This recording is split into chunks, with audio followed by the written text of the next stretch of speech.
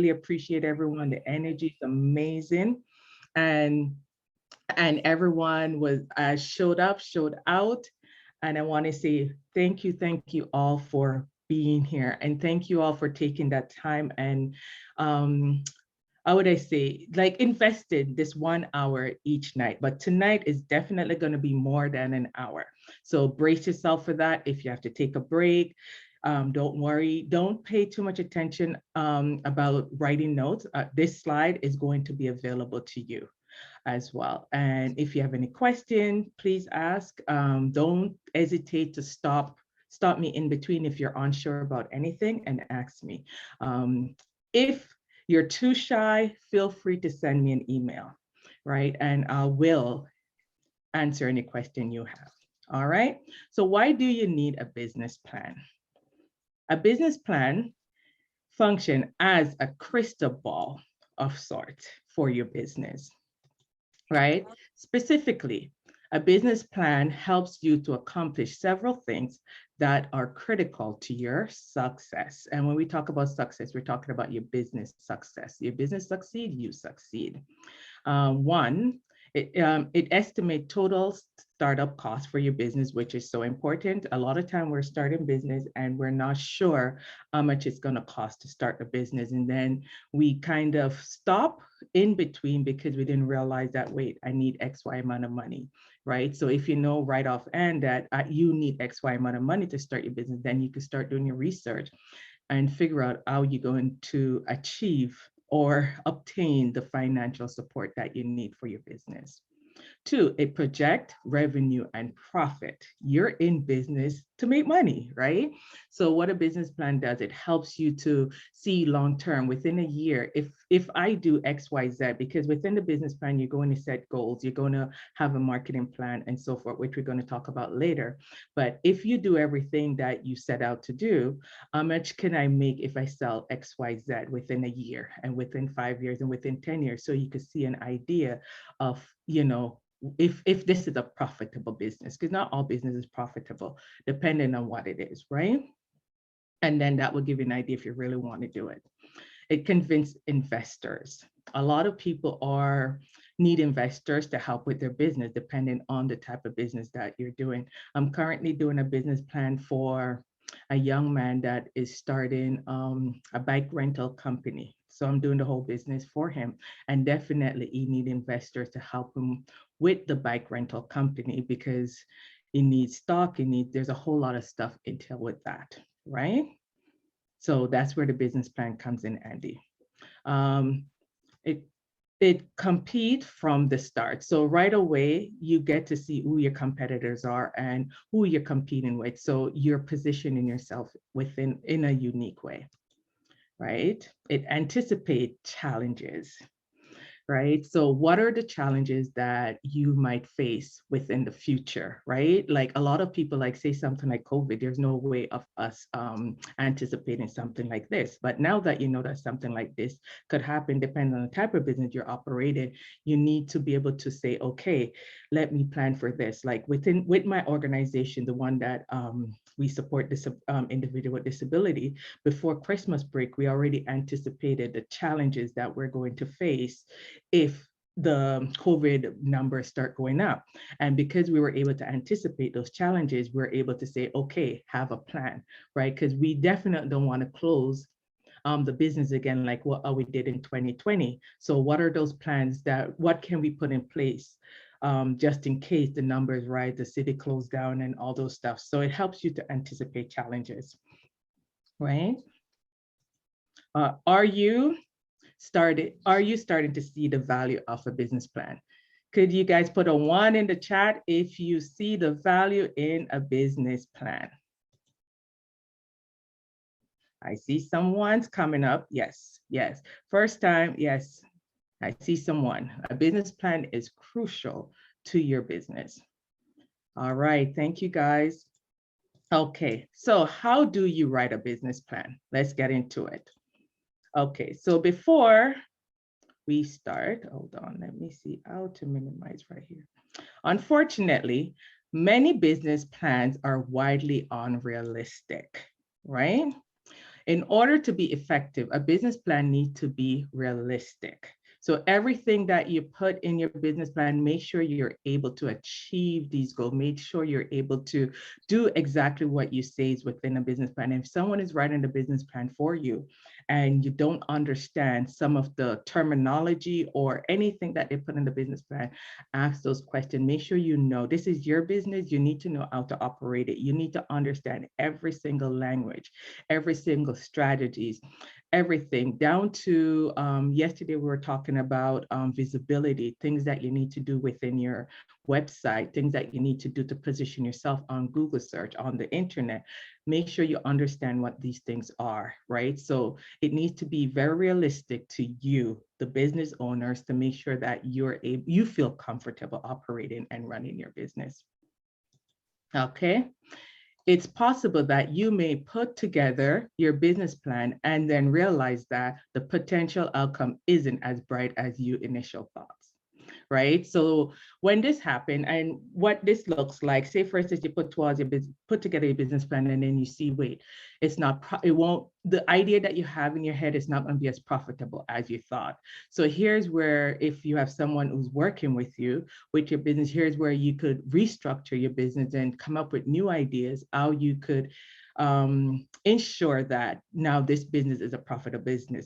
Or you could implement different programs, different plan, or maybe you could start something altogether. I have people meet with me for one idea, and then in the middle of the idea, like, no, I want to do this. And that's where, we do those clarity call where I make sure that this is exactly what you want to do. And with the business plan, the great thing about it, you're doing your research. So you know exactly what you're getting into before you get into it, right? At a minimum, your business plan should convince you that you'll succeed. So if when you read your business plan or you complete your business plan, if you don't feel like, okay, now I know, like it's like a light bulb supposed to go off in your head, right? Where I understand what it is that I'm doing. I have people come to me a lot of time where they're just all over the place. And once I complete the business plan, they're like, okay, yes, now I know what I need to do. And now they could create their website. And now they could do all the things that they need to do within their business to get their business to the next level, right? That's what a business plan does. It's like it's that light bulb, like, yes, right? It needs to convince you that you will succeed. Okay, so take the necessary time to do the marketing research. This is crucial. I always do my research before, like once I know the industry, I do my research. And when you're researching the industry, one of the things that you need to look at what does the industry look like for you? What does the industry look like in the long term? Is there any government legislation that's going on? What are the projections? What are other business within the industry are saying about the industry? You need to make sure that whatever it is that you're doing, that it's going to be profitable. It's going to have a lasting effect on you, your family, your generation. You're not just doing this because you want to do it. You're doing this because you have a vision for your future or, your generation and its legacy. So you want to really spend the time to do your research, right? So before I get into the executive summary, do we have any question? Anyone? Any questions so far? Okay. All right. So we're going to get into the executive summary. This is the first part of a business plan, but this is also the section that you will complete last. So it's right at the top of your business plan, but I recommend that you do everything first and then you complete the executive summary. Just because it's short and it doesn't mean that it's not important, right? So it's a very short summary, but it's very important. And I recommend you do it last because then by this time you have an idea what it is you're going into. The Small Business Administration recommend that your plan contain at least the following 6 things. And I'm going to talk about these 6 things and make sure that I know it's a business plan could be anywhere between 24 to 35. Try not to make a business plan too long because whoever is reading it, you want it to be able to, when they look at it, it's manageable and it has a nice flow to it. However, you need to make sure these 6 sixth component is in your business plan. And right now I'm just going to say bye to anyone who's watching on, I was just recording on IG. I'm just going to say bye to my IG followers and let them know that, hey, sign up for the next business plan. We call it challenge. All right, share. All right. So in the executive summary, you need to have a mission statement, right? What is the mission for your business? Like, we need to know this. The next, you need to have a general information about the business, like the operational, how is the business operating? What's the time, day? Is it 24 hours? Is it 24 hours? Is it, we call it like a staffing agency? Is it the clientele? Just a general information about your business. And usually business plan would give you that guidance, what to write within this section. Also the company highlights, like a good highlight of the company itself, right? The products and services. What are the product and service? So you're not really, here you could go into detail about your product and service, but you could list them here because later on, there's part of your business plan that you go into, get into more in depth about each product, each service, the cost, everything. So you could highlight it. The financial information of your business. So this is crucial for your business because especially if you're going for investors, they need to know that this, like, I'm going to invest money in your business. I need to make sure that there's going to be a return. They need to understand that there's going to be a return. So this part here is the most important part of your financial forecast. And I've seen business plan where there's financial forecast and it's like, it's not realistic. It doesn't match the business. And I'm like, how did you get to these numbers, right?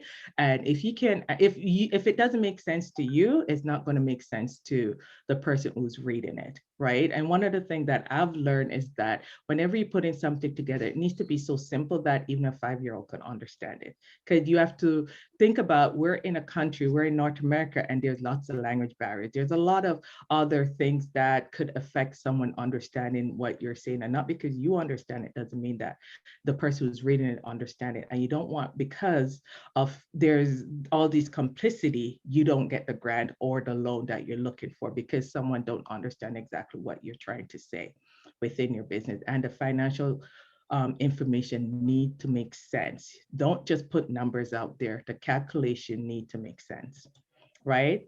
And the last part is a future plan. Like, anybody want to know where their business going, right? Is it going, so the future plan, a year from now, what are the goals? Like, if I'm going to launch my business January, say 18, 2022, by December 31st, 2022, what are those future goals for my business? Where do I want to be? Like, where do I see my business? Where do I see my business 2 years from now, 5 years from now?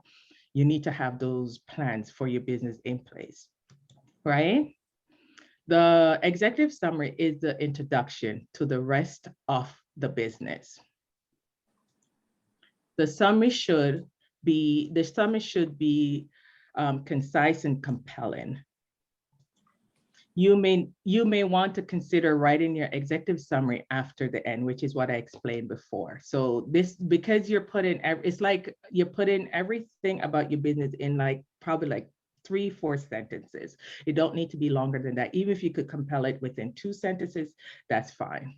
And you could also include in the executive summary, you could also include like the directors and stuff like that, or the founders and anybody like that within the executive director.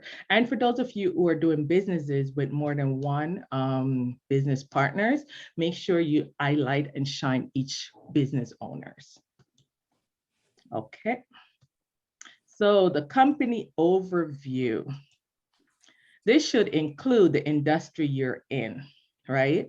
Your primary customer base. And this is all research. You get all these information by doing your research, right? What is the industry you're in? So say, for instance, I'll talk about healthcare. If I'm in healthcare, right? The primary customer base. You need to know what kind of customer, like, so healthcare is so broad, but in developmental sector, right? What does that look like? And then now the big problem that you solve for your customers. So yes, I'm in the developmental sector. What problem do I solve? So I could look at my customers and said, okay, one of my clientele are children who are after 21, they're graduated from school and now they're home, right? And parents don't have anywhere to send their children. So between the age of 4 and 21, they have school, they go to school every day. And all of a sudden after 21, they're just home. So those are the problem, one of the problem that I solve, where I come in like, okay, I'll implement day support, where they're able to leave their home and still continue as if they were going to school, continue with additional programming. So that is a problem that I'm solving, right? So what is the problem that you're solving? Oh, you're solving this big problem, right? Because if you're not solving a problem, why should I hire you? Why should I buy your service? You can't just say, well, I'm selling this and you need to buy this. No, you're selling this. Yes, but you need to make sure that you're attracting your client that have the pain point that you're able to solve their problem. It doesn't matter what it is. It could be you're selling jewelry, right? And it seems so easy where, yeah, you're selling jewelry, but you need to niche it down to a point where I'm selling jewelry that builds your confidence. My jewelry help build your confidence because of how you're going to feel when you wear my jewelry, right?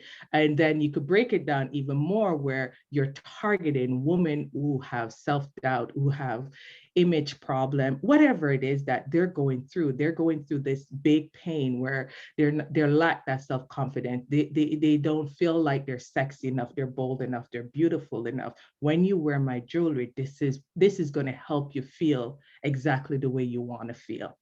So you see how I use something as simple as a jewelry, where we look at a jewelry, but we only buy these jewelry because it makes us feel the way we want to feel. When you look at this particular jewelry, if you don't get that emotional tie to it, you won't buy it. And that emotional tie is the pain that you're feeling. This jewelry just solves that problem. So that goes for everything, all kind of business, all kind of service, all kind of product. You need to know what pain point you solve and solve that so that you could target your audience to the niche, like very, very specific. Another industry that is very hard for people to figure out who they target, and I think it's like the life coaching.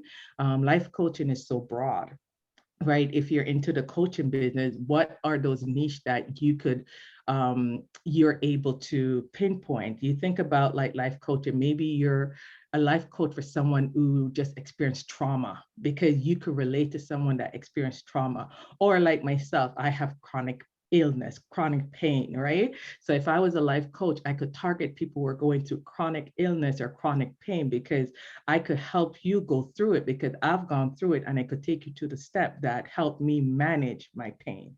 Just to show you how precise you need to be. Yes, I'm a life coach, but I'm a specific life coach, right? So I could target those people who are going through chronic pain or chronic illness, and I could help you, like, I can't help you cure your pain, but I can help you manage your pain, right? So you could continue. Like a lot of time people look at me, I'm managing 2 business, and honestly, there's days where I'm in pain every single day for months and months and months, but I still get up and I still show up every day. That is a technique, a mental toughness. There's a technique to that, right? And painkillers, right? And I listen to my body and I rest. I learn to rest. Like I learn to listen to my body. Okay. So essentially, you're explaining the reason for your business existence. That's basically what it is, right? Do we have any questions before we move along? Okay. The overview section functions as your unique value proposition.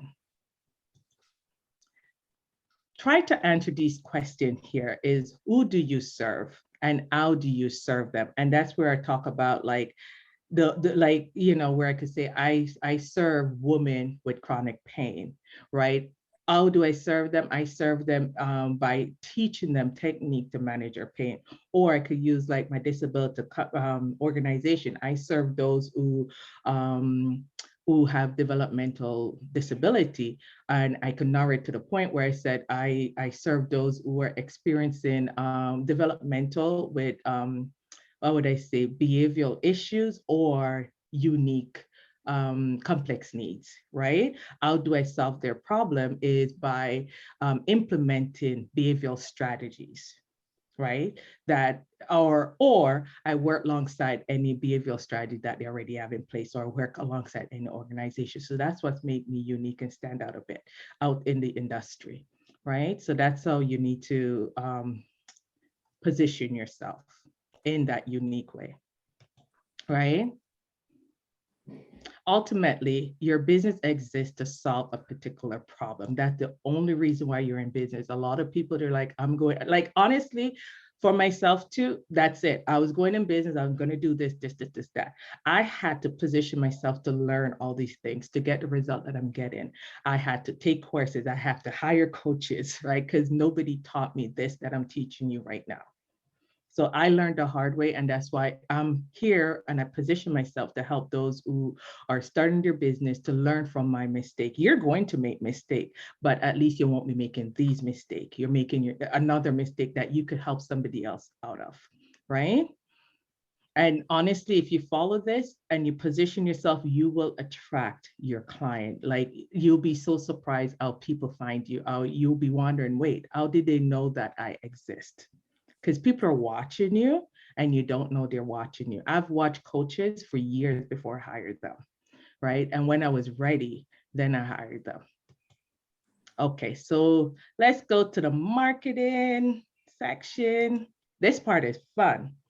So your key industry information. This is all research again, right? Your target market data. This is all research. Who's your target market, right? You got to do your research your target market. Who are they? Remember, if you were here last night, I was talking about who are they? What do they like to do? What do they read? What does the family dynamic look like? How much are they making, right? This part is very important because, say, for instance, if you're going to sell product that is $2,000, you're not going to target someone who's making $20,000 to $30,000 a year, right? But if you're selling products that are $20, $5, $10, then you're targeting a lower end income person. So you need to know exactly who your target audience is so you can position yourself uniquely, right? Based on your product. Right. So this is where the research comes. And like yesterday, I said, give that person a name, right? Like you could say, John is married, John make 100,000. He's a high school graduate or, well, university graduate. He loves going on family trip. He loves doing bike riding. He, and you just describe him to the T. So when you're putting your information out there, and when I mean information, it's your marketing information, you're targeting John.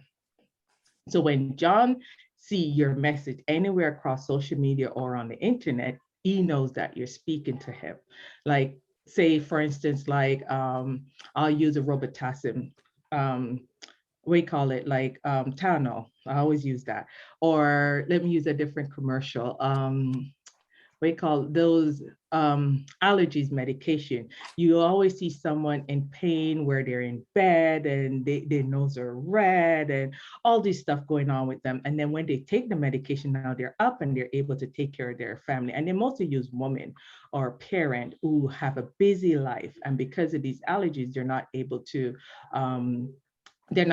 do their daily routine, but the minute they take it, they're doing their routine. So when you have these same symptoms that they show in the commercial, you like, wait, I'm going to buy that product, because right away you already connect with the product just by how they position themselves out there, because they're talking to me, right? So that's where this part helps you to target exactly your clientele. So when they see you, even if they don't need your service right now, they're able to say, yes, I need her. That's me right here. I position myself within this industry, with this business, as a business startup. So anybody that I attract are people who want to start their business. And I also go as far as saying, I help you with the fundamental piece of your business, right? So that you could build sustainability, so that, when you're coming to me, it's like, okay, I'm going to help you start a business and I'm going to help you with those fundamental piece to help with the sustainability of your business. So you get it really to the T. So whoever you're putting your information out there for, they know that you're talking to them. And so when they come to you, they already know that you're ready. So you're not wasting your time with people who are not willing to buy your product or serve. But if your message is not clear, one, you're not going to attract anyone, or you will always attract the wrong audience, right? If your message is not clear. And your message need to be clear right across the board. And another thing that I need to say too, when you come onto social media, your personal account need to be separate from your business account. You cannot be posting, like you could post a bit of your personality, a bit of your personal life, depending on what it is, but make sure that it's not too out there from your business. Like with Getty's Concept, it's me, it's Nikisha. So you're going to see Nikisha with Beyond Services. That company completely stand on its own. Unless you Google and you see that I'm the director, you have no clue that I'm behind the scene, right? It's an organization that runs on its own, right? Okay, the target market size. So what's the size of the market that you're in? This is all research. The potential, what does the market look like? I'll say, for instance, like you look at the healthcare sector. Like we all know that the healthcare sector just took a big hit. And I often say to people, like, I help a lot of people start healthcare business. And I always say to them, honestly, government's going to put a lot of money in the healthcare sector because now they see where they've gone wrong. We've been making noise and noise and noise and noise and noise, years and years and years and years and noise that the healthcare sector need to be fixed. Now COVID proved to them that, hey, there's something wrong here. So they're going to, you already see where they're already implementing money. They're already implementing structures and changes. If you want to get into doing a business within the healthcare business, now is the time. When you do your research, you'll see what's going on. And we are the research within the healthcare business, right? So now is the time for you to start that business because honestly, I get more call for, if I get 10 calls, most of those calls are not even people that I like, I'm able to support, but they're not people that I want to support. So I'm always referring people. I'm always referring phone calls or, going around. And especially now with COVID, I'm very, very specific. So I don't do in-home services anymore. So if somebody wanted in-home services, that would not be me right now, but I'm able to refer them to someone because that's just it. When you research, you see that there's big potential within your industry, or maybe you could see that, well, there's not much potential within this industry. Maybe I should try to venture somewhere else. Okay. The barriers, are there barriers? You need to know this within your business, right? Competition. Like I always try to say, get 2 or 3 competitors and look at them, how long they've been in the industry. Try to find people who are in the industry more than 5 years. I often do like 5 years, 10 years, 15 years. You want to see who they are, what's going on within their industry, right? Look at them. How can you position yourself uniquely? What is it that they're offering, they're not offering that you're offering? Because the thing about competitors, I always say that, yes, they're your competitors, but if you position yourself properly, you're not competing with anyone, right? You're able to work alongside them. Like I'm in the developmental sector and I could work with any organization because there's things that I'm offering that they're not offering. So I'm able to work with them. Or if a family member has their loved one in other program, guess what? I'm an additional service. So I'm not asking you, I want you to keep all your support that you have. I don't want you to cancel anyone for me because I am that gap. I'm the gap filler. I position myself as a gap filler. So I'm not competing with anyone. So that's what, when you research a competitor, you could figure out what the gap is and position yourself within the gap so that you don't feel like you're competing. You know that you're unique and there's a market out there for you, right? Are we good? Are we good? Yes, right. we are. We're here. We're here. All right. I know tonight is heavy. But this is the part that you need to do before you start your business, right? Okay, the organization and management. Okay, so we talk about this on Tuesday. I'm not going to go through too much about it. Like the LLC, that's American. The rest could go for both or American and Canadian. But you need to be able to write within it, like, how are you planning to register your business? That's basically what this is with it. How are you setting up your business? Right? Describe the background and key members of the team, included the owner, the board of directors, the managers, the partners, anyone that is essential to your business, right? It could be you. If it's just you, it's just you. Investors want to know who's responsible for the business. And one of the things that you do here too, you also put what are your qualifications? What qualifies you to operate this business successfully? That's basically what this part is, right? You need to shine your qualification, why you are the best person to operate this business, and why you are the person that could make sure that this business is a profitable business because you have XYZ skill, you have XYZ years of experience, whatever it is, this is where you'll put that. Okay, so this part is especially important if you're seeking funding, because as I say, they want to know that you're qualified enough. It finally describes any key hires that will be necessary. So here, say for instance, you're a one-man show right now, but later on, I'm going to need an admin, I'm going to need an accountant, I'm going to need XYZ to take the business to the next level. This is where you'll put those and describe, well, who you need to bring the business. 5 years from now, I'm going to need all these key people within the business to take the business to where I want it to go. Okay, product and services. Okay, start by describing your particular product and services and the specific need it will meet, right? Describe it to the T.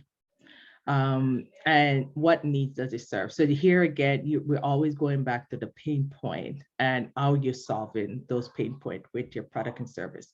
It is so important, and key stakeholder want to know this.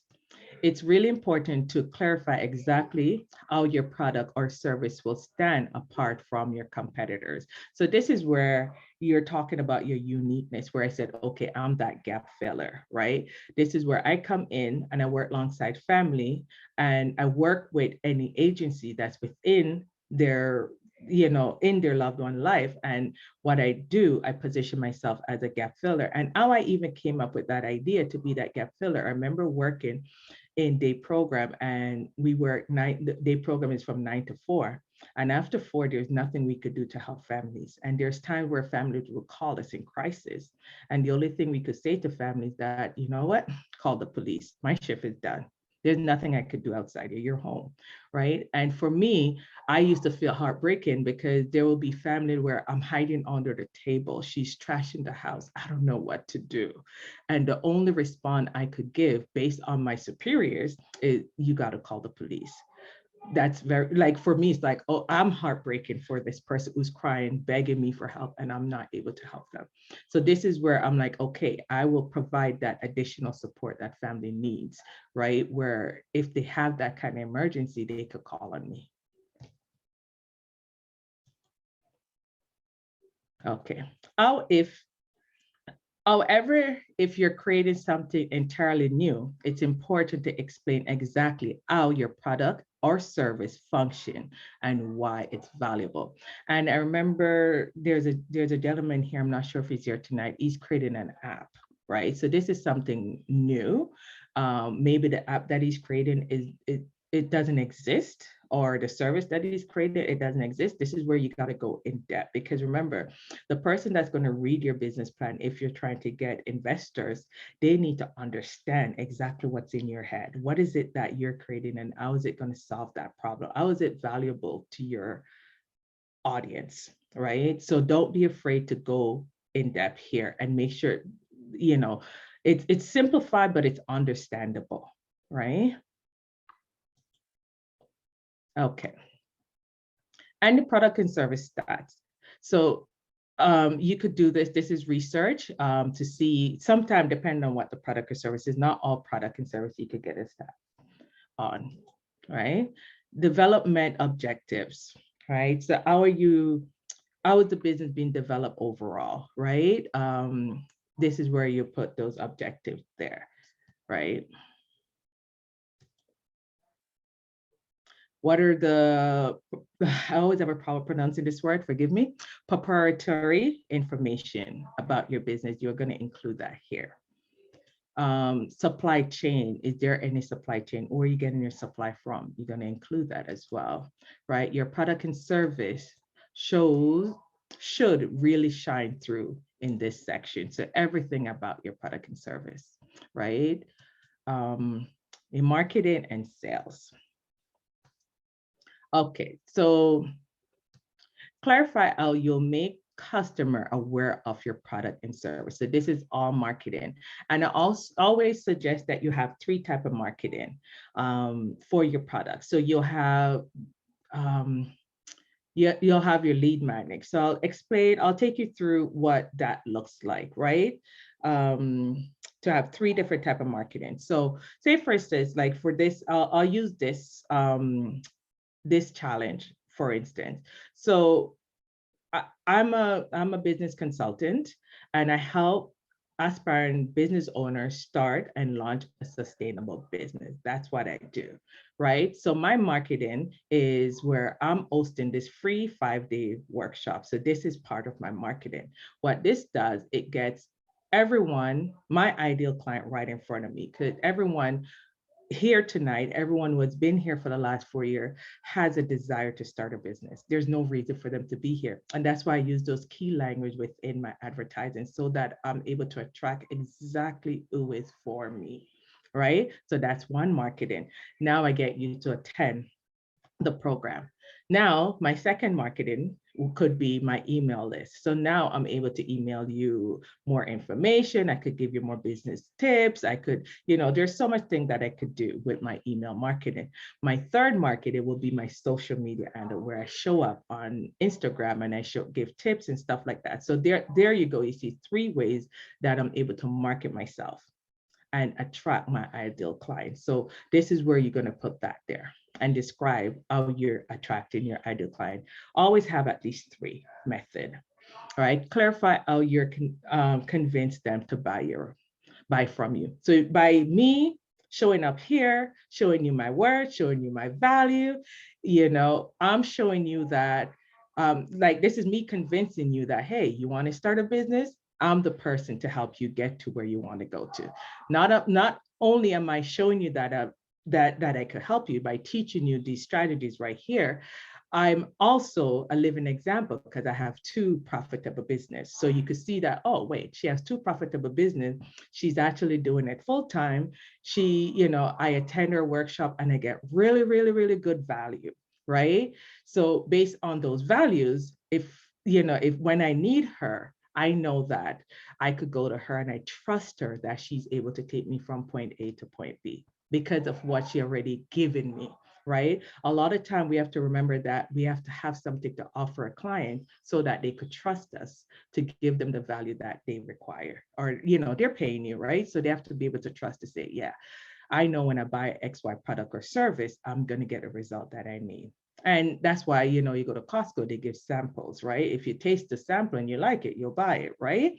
They're not giving you free food because they want to lose money, but they're giving you free food because if you taste it, now you could say you'll buy it. So more people will buy it just because they're able to sample the product. So you got to figure out ways how to get your client to sample your product or service so that they could value your worth and purchase your product, right? The first element in your marketing plan needs to be positioning. And the positioning piece is, again, is how to get them right in front of you, right? Like I have you right here. So now you could think about, will you position yourself by your offerings, right? So we talked about earlier, where do you have low end price? Do you have a superior qualities, superior services? What is it that you're offering your clientele that will make them attracted to you? So if you don't want to compromise on service, on your price, then you got to give them superior service or superior quality, but you can't expect to pay what you get, you can't expect to get a $2,000 product for $99, right? Or you can't be selling somebody something for $2,000, but you only give them a $99 value, right? Or you like, I've seen where people will buy something, like I've seen this last year and I was like, wow, where someone will buy something at the dollar store for $2 and then they're selling it for $20. And I'm like, wait, this is exactly what I have here for $2. This is not worth $20, right? So integrity, your integrity. So there's nothing wrong with selling it, but you're going from $2 to $20 when it's only worth $2, but you could upprice it for $4, right? So you got to make sure that there's integrity in everything that you do as well. And because then you want repeat customers or you want referral. Both my business are referral based, right? I grow my business based on referral. So I need to make sure that I practice what I preach and I preach what I practice, right? Next, discuss the specific promotional method you'll use to get the word out about your product and services. That could be whatever marketing material you're going to use, right? Whether it's flyers, whether it's door to door, you know, you could do a launch party, right? There's so much different ways you could get people out there. I know for authors, if you're doing writing a book, one of the things that you do is a launch party to get it out there. For businesses, like be unique, like, you know, and find ways how you could show up. And so that everybody knows, hey, I'm out here, you could promote, and they're aware of your product and services. After laying out your marketing plan, discuss your sales plan. And this is important because you need to know, okay, I'm marketing, but I need to sell X, Y, Z. So first explain your specific sales strategy, right? So when I talk about sales strategy, you could think about, well, I also always, for sales, it's easy to have a money goal, right? So say for instance, if you want to make $1,000, right? You think about it, I want to make $1,000 and I'm selling a $20 product. How much product do you need to sell in order to make that $1,000, right?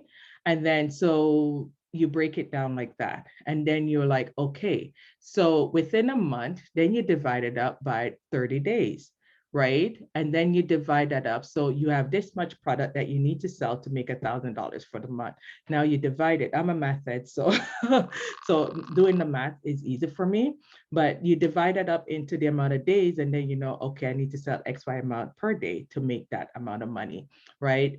It could be every 3 months you need to make X, Y amount. So you break it up based on that, right? So what are your sales strategy? And the money, using the money is easy for you to plan this part or explain it out if you have a money goal. And I recommend you have a money goal. That's why you're in business, right?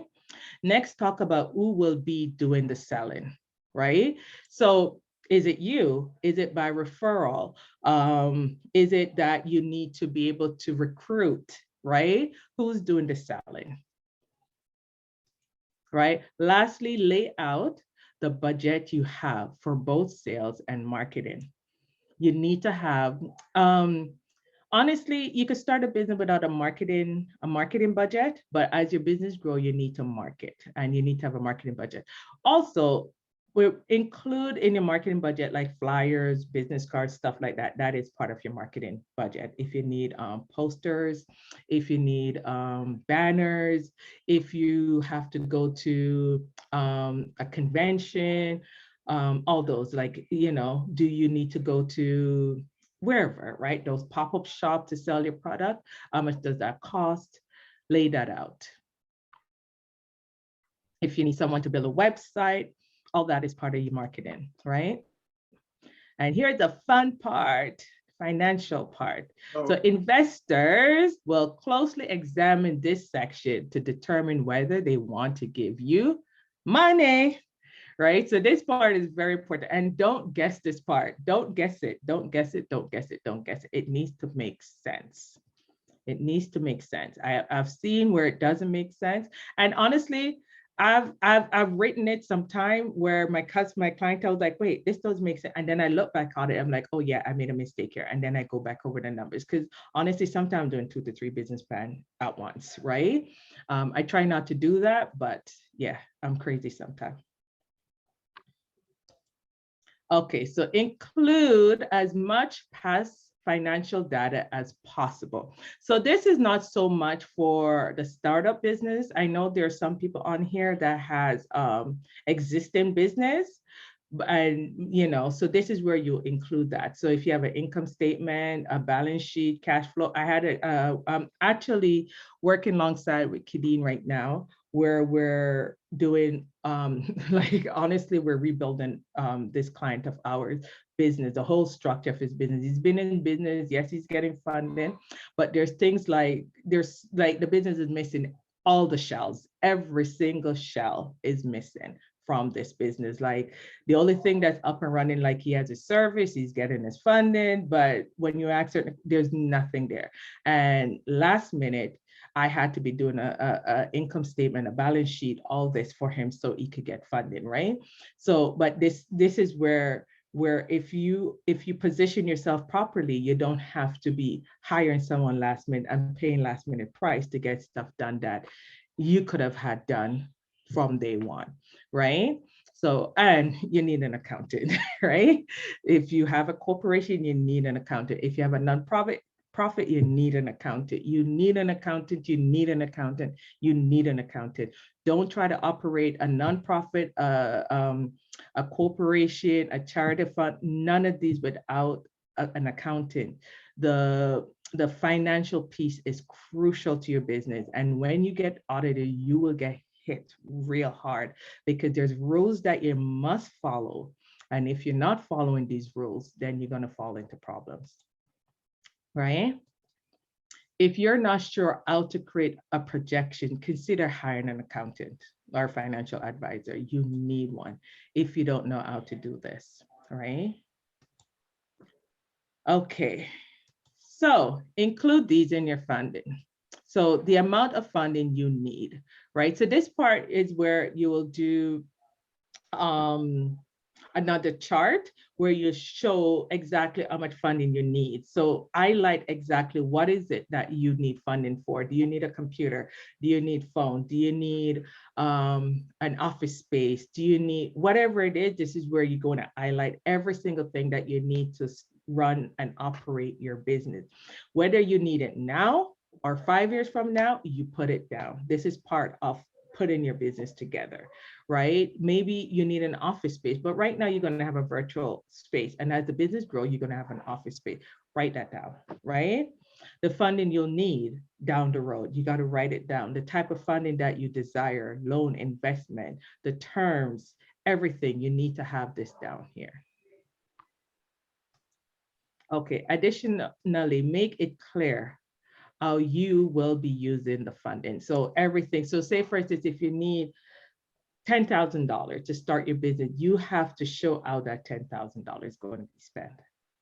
And then when you, what I usually do, I have a chart where I'll put the cost of everything, the amount that the owners are going to contribute, and then the amount that you need from investors. Because most investors will only give you maybe 80%.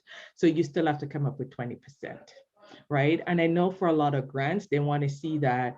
I know, like, say, for instance, they're giving you $5,000, you need to show that you're coming up with 20%.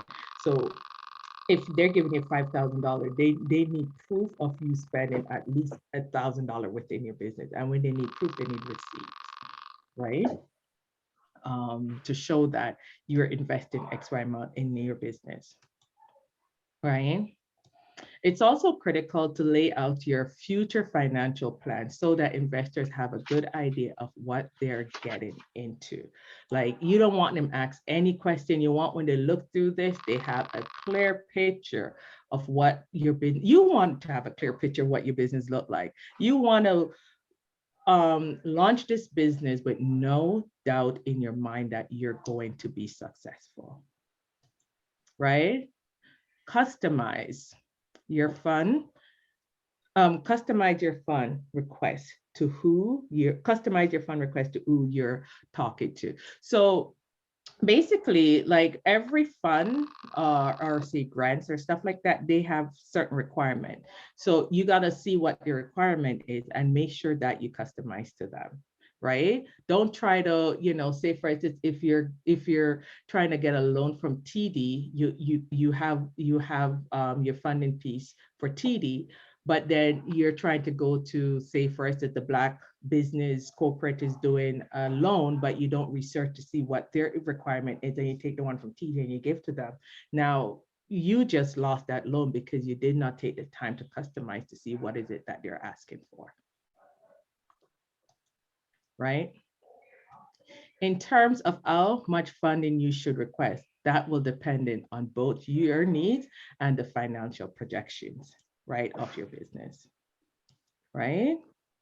And the appendix. So in the appendix, include supporting information and document that substantiate what you've written in the previous section. So right here, say for instance, like if you need licensing, you will include those. If you need resumes, you would include those. If you need your financial forecast, if you need a budget, your balance sheet, whatever it is that you need, you'll include that right here, right? You may need to include where I said that the credit history. So these are all the stuff that you could include if depending on the type of business that you're operating, right? And in all the previous section, you're trying to paint a compelling picture of what your business is like and where it's headed. And this will make you this would give you so much more motivation to to take your business seriously, because you see, it's like you go into a house, and when you go into a house and you're like, oh my goodness, you go through all the room, and each room you open, it's like, yes, each room you open, it's like, yes, it's like, yeah, you could see yourself living here. You could see yourself buying this house. You could dream and see yourself raising your family here. This is what you want your business plan to have, that feel. When you read your business plan or when you complete your business plan, you're supposed to feel like you're at home. My family could live here. This is what a business plan should make you, this is what a business plan help you with, right? Okay, to create a business plan will give you incredible clarity about the unique insight into what it will take for your business to succeed. Right, your dream business is just around the corner. Whoa, that was a mouthful. Any question? Anyone? Don't be shy. It's Jeffrey here. Hello? Hello, I can hear you. Jeffrey, go ahead.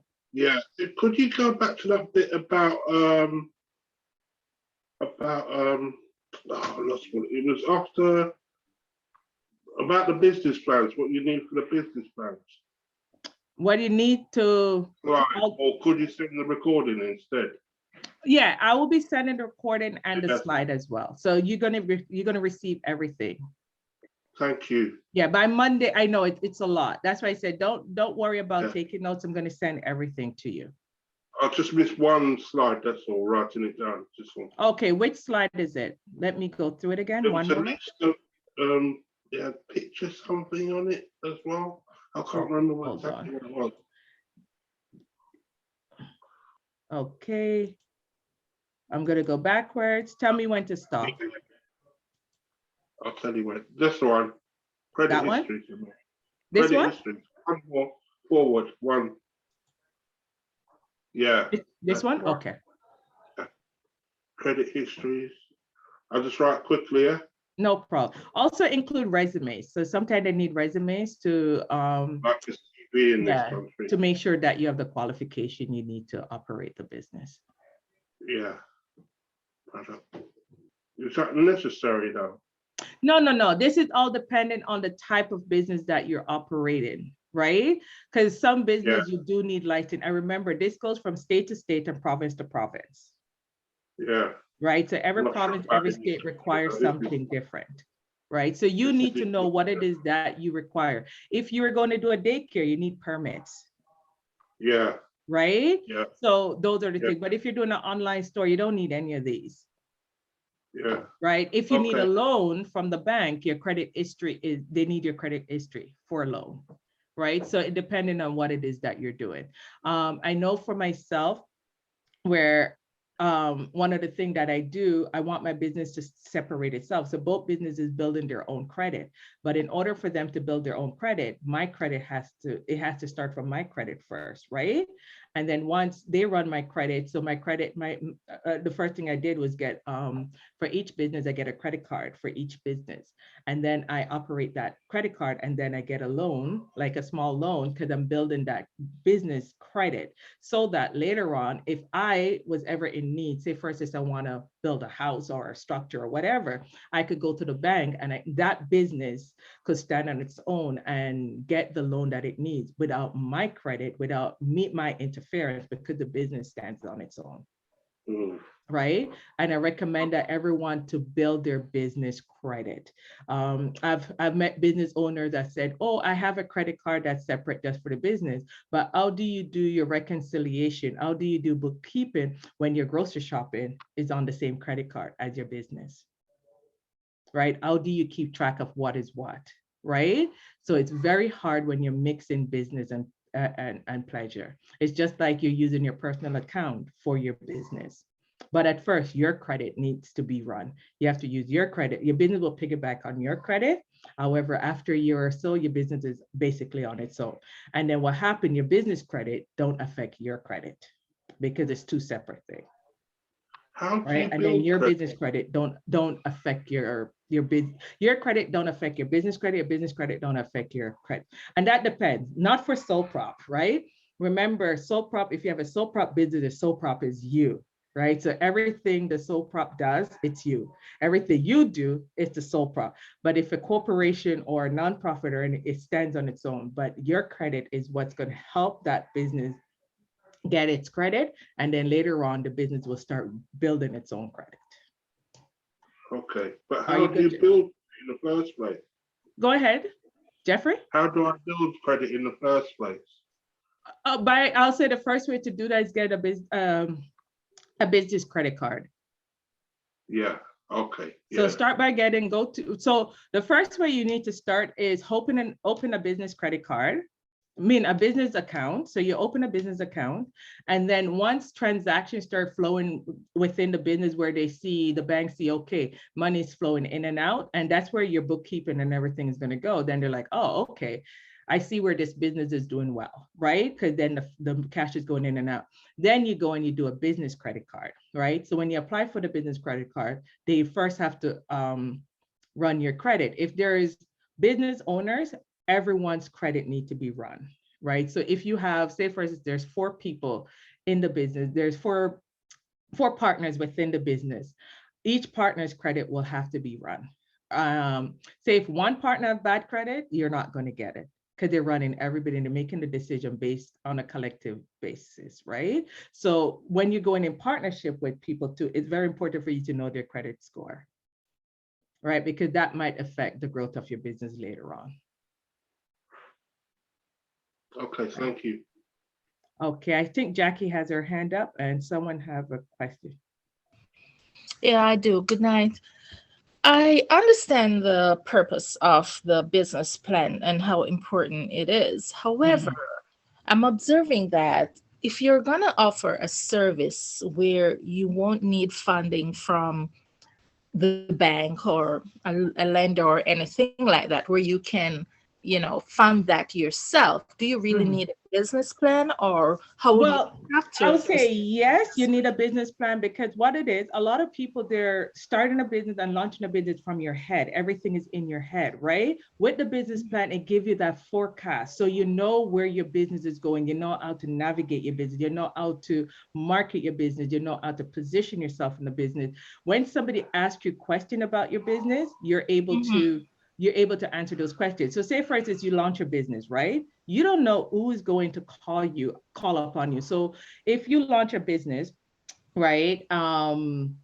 I'll give an example. So say for instance, you're going to launch a staffing organization, and a government organization call upon you one day, find you on Google, call you up and start asking you questions that you have no clue how to answer these questions. And with this young man that I was talking about, where he has his business, and yeah, he's getting funding, yeah, his business up, but every single question I ask him about his business, he has no clue, like absolutely no clue. He's like, he goes to the board members, nobody has a clue. Okay, so you would just have a business plan then that For you. That For you. is Because designed remember, it's you. your blueprint. It's like you're building your house, right?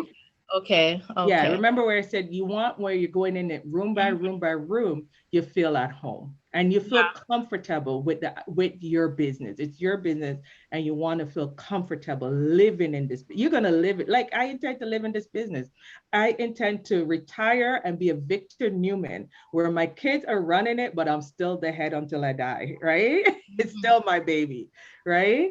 So for those of you who know what YNR, like, so I need to have that structure. And say for instance, like God forbid something happen, whoever come along, they could say like I'm building generations, so they could see my vision and then they could build upon that and create your own vision as well, right? Great, thank you. I'm planning to pass it on. Okay. Someone say love YNR. YNR reference. Yeah, I'm the Victor Newman in my business. I'm developing my empire. Like these are my empires, and my children, well, hopefully, they want to reap it, right? And I'm still going to have to say, I'm still going to be like, yeah, you're the CEO, yeah, you're the board of director, but until I'm out, right? But any other question? Okay, so someone is, okay, so that was Kadeem. So Monday wasn't recorded. I forgot to record Monday, but you'll definitely get recorded for Tuesday, Wednesday, and Friday. And tomorrow is our last day. I'm so excited for you guys to be here tomorrow. I'm putting together something special for you guys. So please, please, please come. Is there any other question? Jackie, is your hand still up? Do you have another question? Sorry, my bad. I just lower it. Any other questions? Don't be shy. Okay, so I will, honestly, I want to make sure I do it properly because I sent out the one footage, I think Wednesday night, and it wasn't done properly. So I want to be able to get the time to go through all of them. So by weekend, Monday the latest, you'll get it. You might get it by Sunday, but Monday the latest, I'll make sure everything is in one email. So all the PowerPoints and the replay in one. Jeffrey, do you have any other question? No, thank you. Okay. I'm just trying to clap hands. Oh, thank you.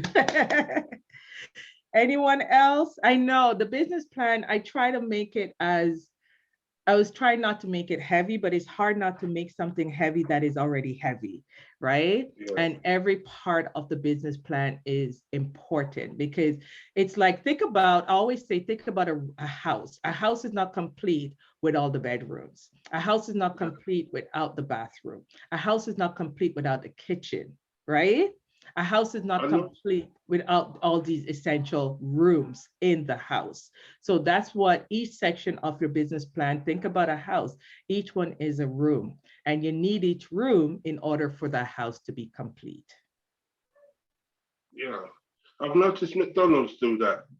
They add pieces to their business. Yep. Even their trademark isn't registered yet. Yep. And the thing about it, right? Honestly, I hate when small business say they're small. Stop thinking of your business as small. I don't care if your business does not exist. Start treating your business as if it exists. When I go into business, I know I'm competing with the job that I just quit that's been around for 25 years. I know that I'm competing with the people that are around for 30 years. So if I look small, why should my audience, why should they trust me to do the service when they could go to the guy that's been around for 20, 25 years. I should not look like I'm around for 20, for 1 month, 2 months. I need to look as if I'm around for 25 years. So you need to position yourself that way. And that's where you need to know the ins and out of your business so that, you know, you could position yourself. If you think you're small, you're going to be small. I'm a corporation, baby. You know, I'm going places, right? My empire is going to be here, like, you know, years to come. My 4th generation is going to enjoy what I'm planting right now. That's all the vision I have. A quick question, Right. Nikisha. Go ahead, sweetie. Okay, let's say, at what stage would you consider getting a business plan? Is it, okay, I have an idea and said, okay, I want to run with this and start a business. Yeah. As soon Does as it make possible. sense that that is the first step? Or, okay, would you say I should register the business first?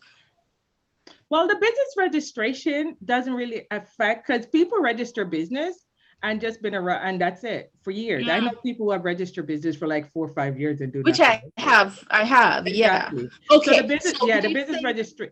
Go ahead.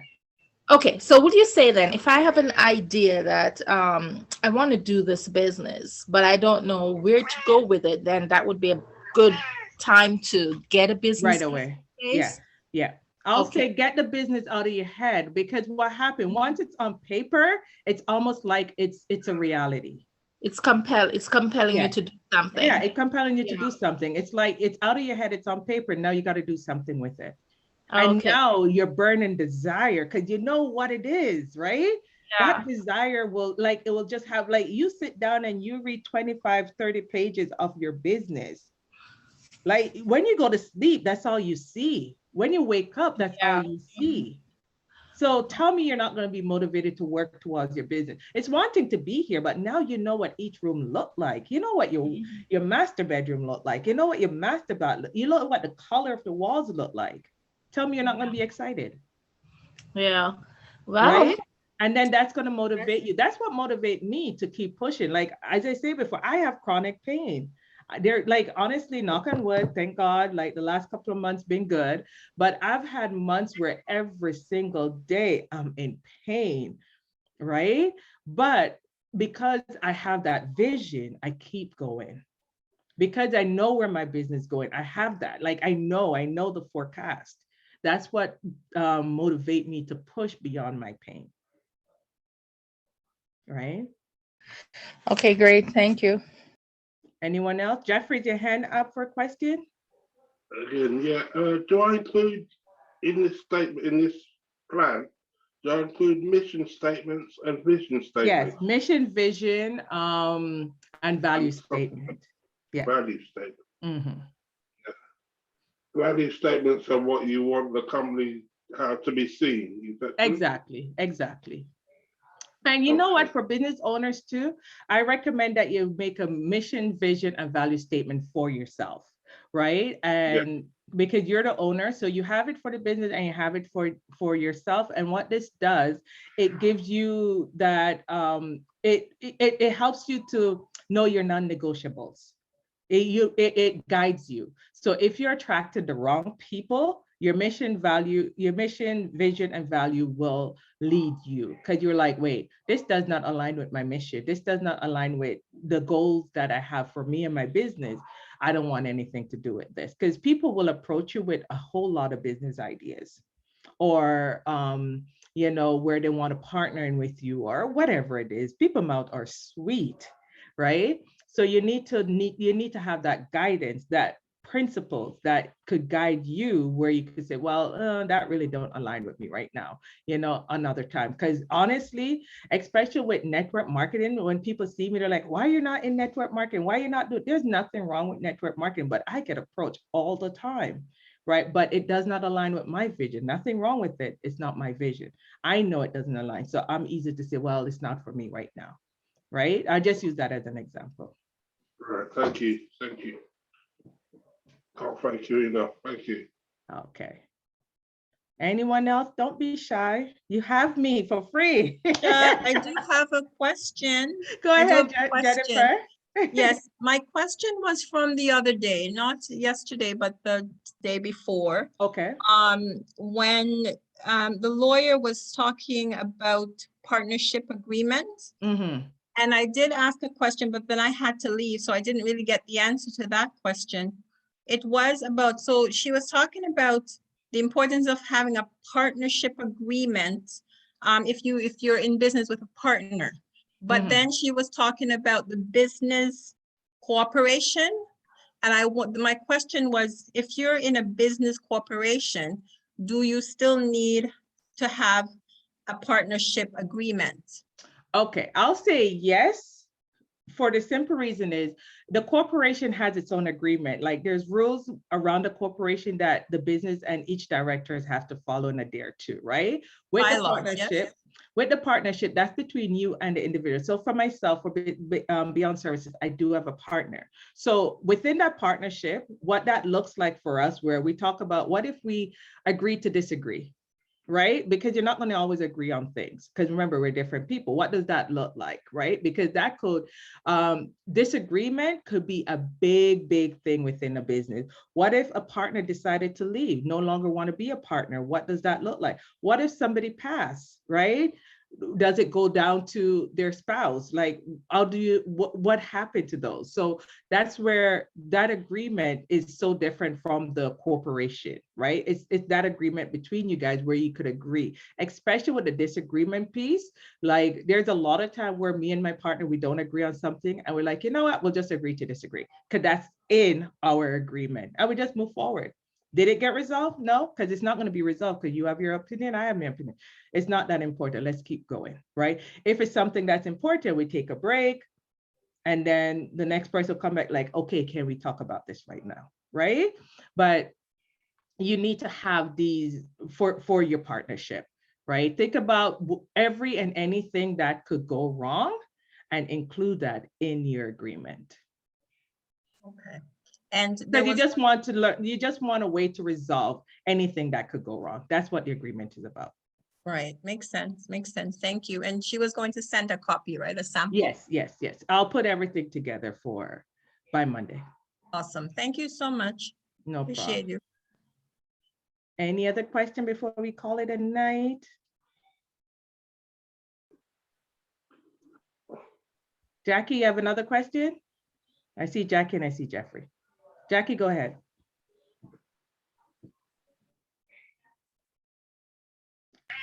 I'm sorry, I don't. I just forgot to lower my Okay. hand. Jeffrey, did you forget to lower your hand?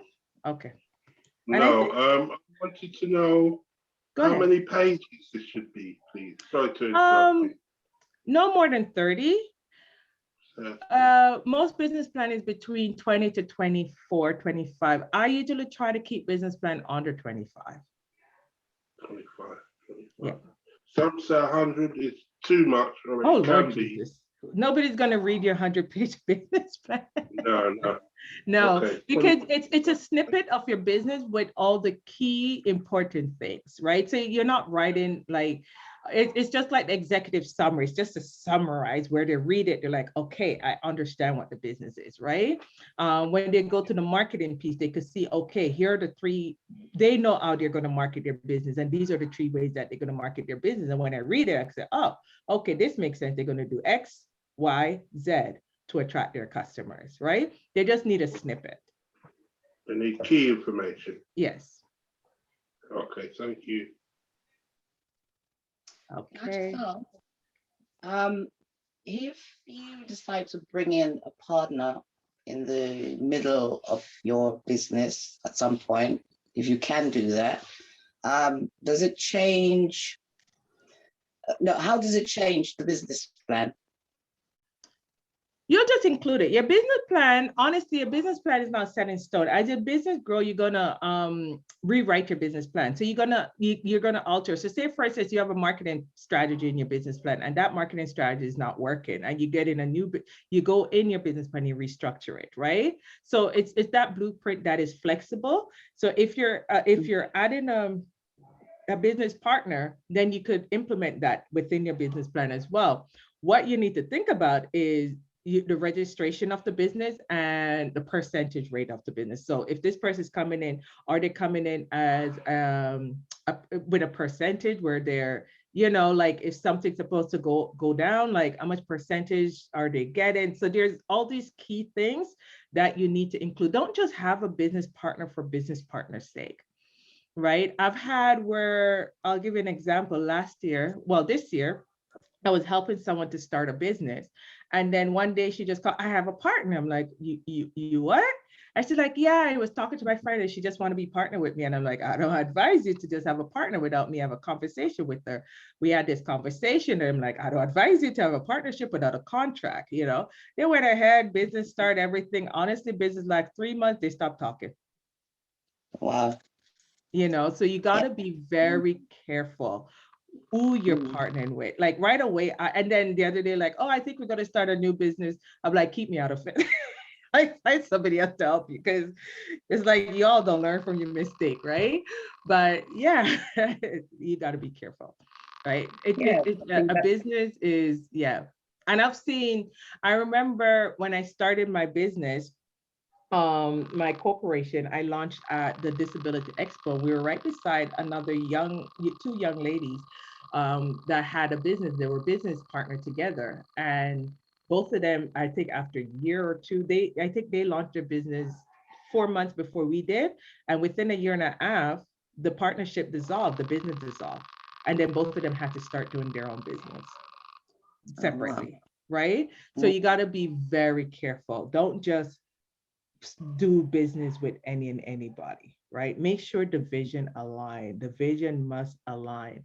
Like when you talk about your business, the goals that you have for your business, they need to have the same goals. They need to have the same vision, right? They need to be going on the same path as you, right? They need to want it just as bad as you.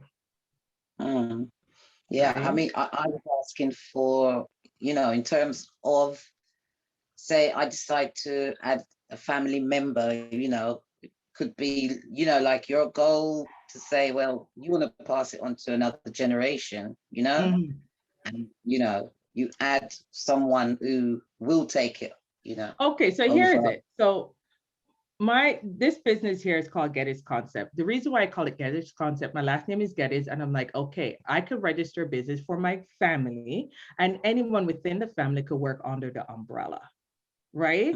So anyone in your family could work under that umbrella. So you don't need to re-register the business or anything. If they have a service, they could offer that service as an umbrella piece, right? And it could be, say for instance, my daughter, she wants to do XYZ. It's under that umbrella. Whatever she makes, that's hers. Whatever she does with her business, that's hers.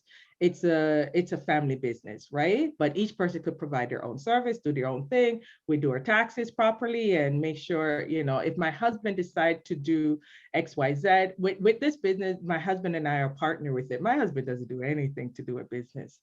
Had to do nothing. I'm 100% doing everything. However, I recognize that it's a partnership where it's a relationship partnership. So if something happened to me, it goes like, you know, it goes to him and my children, right? So I did not put him as a partner expecting him to do anything in it. I put him as a partner only because I'm trying to protect the family. Like, God forbid something happened to me and I get the business to a certain level, there's another partnership because it's a family business. Right, that makes sense. Thank you for that. You're welcome. Any other question? Rona, your mic is off. Do you have a question?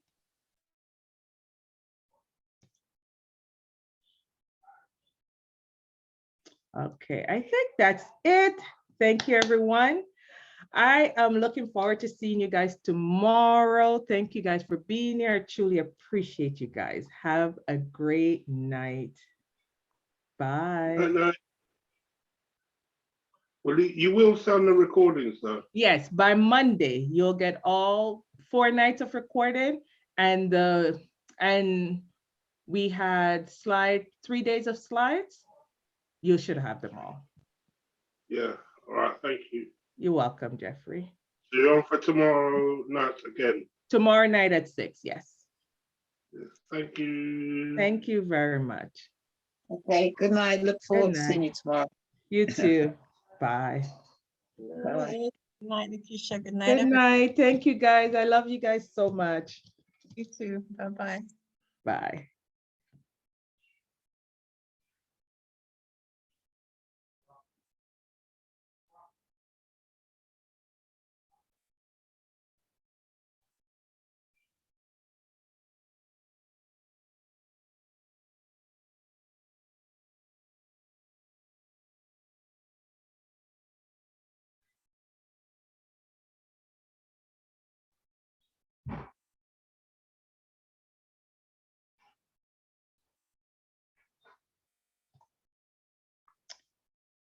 Hey, Mr. Brooks, how are you?